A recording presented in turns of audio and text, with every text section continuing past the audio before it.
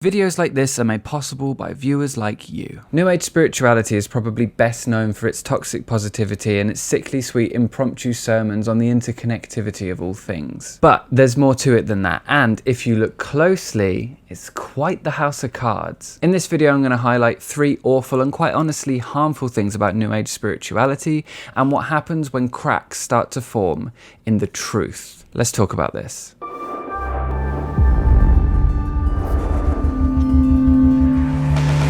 Hello everyone, if you're new here, I'm Andy Fellows and I make videos on cults, skepticism and making sense of life after New Age spirituality. If you're a former New Ager like me and you want to hear a more grounded and skeptical approach to New Age spirituality, then why not subscribe to the channel and hit the bell. So, 3 inconvenient truths about New Age spirituality that make it a lot more awful and a lot more harmful than you might realize. Each one builds on the next, so make sure you stick around to the end of the video so that you can see how all this fits together. But let's get started with a sort of a light one. 1. New Age belief as fact. Whenever the faithful become convinced of their worldview, there's the risk of stating opinion as fact. I used to do this all the time as a New Ager, and I was called out on it more than once. I learned my lesson though.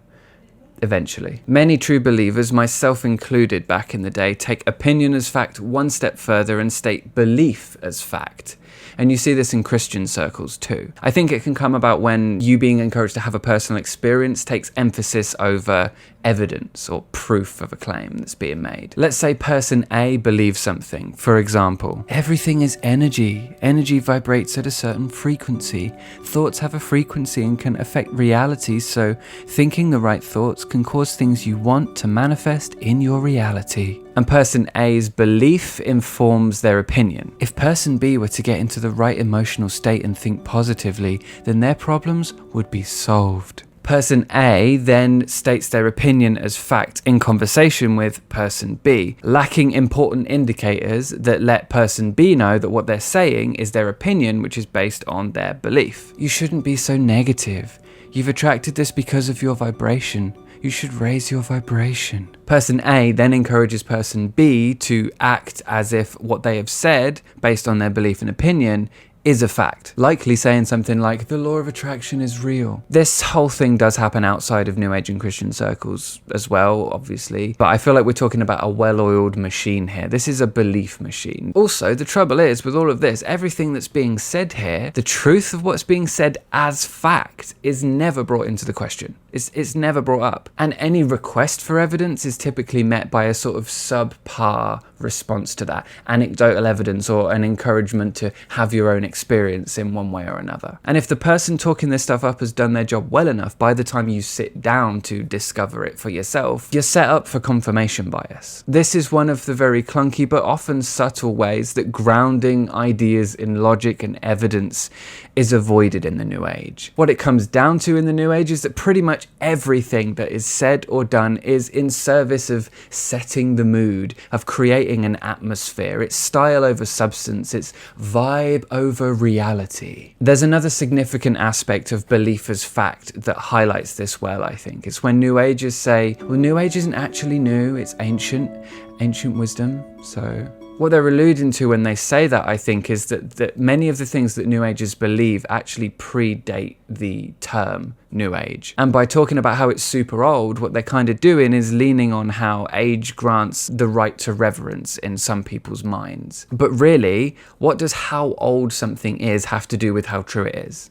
Nothing at all. Plenty of obviously untrue and really, really shite ideas are still around today that were come up with millennia ago. I mean, the Bible's like a fucking flick book of them. In my experience, New Agers don't really care about whether the age of a thing provides validity to the thing. What they're really trying to do is create a vibe, right?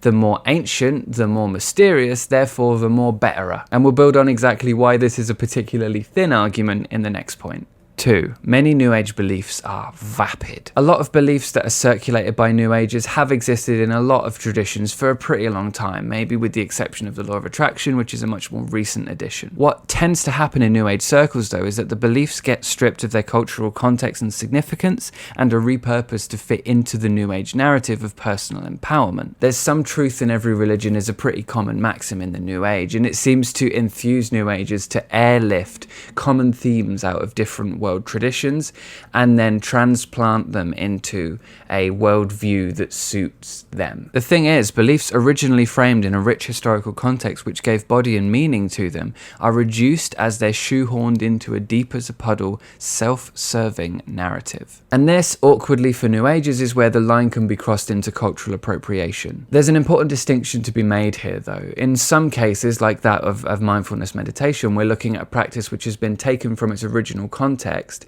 and used for its practical benefits outside of any spiritual tradition, outside of any spiritual connotations. It's been studied and it's been adapted to a new audience with a new intention. I don't think this is really too different from taking some psychoactive substances which have been used for like age-old spiritual traditions and using them as part of a mental health treatment plan. I think the usage is different enough that it doesn't step on the toes of the original thing, and it also doesn't claim to be the original thing. I think those are two really important distinctions to make here. Naturally though, there's a lot to be said about using something like mushrooms or mindfulness meditation to help with something like depression or anxiety that has been caused by living in a predominantly capitalist way with a potentially predominantly capitalist mindset. Using those things to recover from that kind of depression and anxiety just to get on and do more capitalism, but I digress. On the other side of the coin, assuming all parties are decent and honest, I don't necessarily think there's too much of a problem with like a white New Age American going over to India to study with a guru, even if it makes them a pretentious asshole when they get back. But I don't think it's something that should be done lightly or hastily or with that sense of entitlement that's so prevalent among New Agers. I think if you're serious about doing it, then you should be studying up, you should be knowing what you're getting into, you shouldn't be wasting anybody's time. And I think most importantly, the reasons that you're doing it should be reasons that are considered valid reasons to do it in the culture or in the tradition that you're interested in getting involved in learning about doing a certain thing in, if that makes sense. There's a lot to consider here, and I really feel like you have to put the time and the energy into researching these things, to really investing yourself in understanding the context, the history, the culture, everything, before you go around talking like you understand the thing, right? It's about being respectful of the cultures and the traditions on the one hand, while it's also about what the thing that you're lifting out of those cultures and traditions becomes without its context. It can become hollow and vapid, and it can become an echo of what it once was, and potentially could run the risk of propping up an underdeveloped worldview. If you're enjoying this video as we're going through it, by the way, please hit the like button. 3. Victim blaming. Here is where the House of Cards is really shown up. What happens when you build a life on beliefs that you've made no real substantial effort to verify the truth of? What happens if instead of looking to prove or disprove, you just kind of leaned into confirmation bias and attention bias? Sooner or later, it fails you. That's what happens. And sooner or later, it fails you so hard that you start to question it. And then how do you reconcile that? With an elaborate set of special pleads, all blaming the victim. That's how. If you didn't attract what you wanted into your life, well, that's your fault. That's because of the frequency that you were vibrating at. Better luck next time. Here, watch this YouTube video. Have you tried my course on how to vibrate at the right frequency? You can buy it now for just $3,997. If you go through a bad experience, well, that's all part of your soul's path to learn and grow. It's all part of the divine plan. Isn't that just God works in mysterious ways? Don't worry about it. Everything happens for a reason. It's all in divine synchronistic timing. Here, try this essential oil. You should come to my yoga class. And what if you've had a lifelong struggle? What if you've just had a shit life since day dot? Well, you've incarnated to have this experience. Your soul made the choice to have this life before you were born. It's your soul's path. This was all planned so that you could learn blah, blah, blah, or so that the people around you could learn blah, blah, blah. And if the special plead in victim blaming wasn't enough, some New Agers just go for it and just use the word victim as a fucking insult, like this one commenter I had recently. Yeah, we've got to this point. This is where we've arrived. This is the point we've arrived at. When your entire worldview is hinged on this idea that your thoughts create your reality, and I don't think it can be overstated how central that idea is to New Age spirituality in general, then everything that happens to you is effectively explained by your vibration. Again, no workings out shown, it's just vibe over reality. Every shit thing that has ever happened to you or will ever happen to you is pretty much your fault. And rather than looking for new skills or knowledge to help prevent genuinely preventable situations, and rather than holding holding other people accountable when they've genuinely done wrong, when they've genuinely ignored or disrespected your boundaries, you're more likely to turn inwards and figure out why or how you have definitely caused this. And that is all if you're being honest with yourself, because a lot of people take all of this and then they just turn around to other people and ask them, well, how have you attracted me being a total cunt to you, basically? So if you're not being honest, this pretty much goes badly for everybody else. And if you are being honest, it goes badly for you. Not a great system when it comes to rewarding honesty, is it? And suddenly I've got at least part of an answer to the question, why are so many people in the New Age just massive sacks of shit? Maybe I won't keep that in. No, we'll keep it in. Rain on me comment section. I would be remiss if I didn't mention one other special plead that comes up a lot when we're talking about the law of attraction, which is when people basically say like, oh, it's not just about your thoughts and your feelings, you have to take action, you have to go out and do something.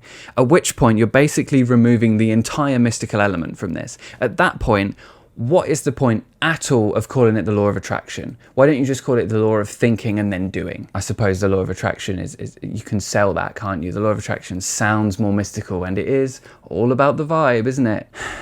So all in all, if it wasn't bad enough that beliefs are being stated as fact, if it wasn't bad enough that what's being treated as true has very little to back it up, if it wasn't bad enough that what's accompanying these relatively new Age ideas are vapid echoes which have been airlifted out of rich cultural and historical traditions, if that hollow mess of a spiritual but not religious movement doesn't work for you, well, that's your fault. And that is why New Age spirituality is really fucking awful.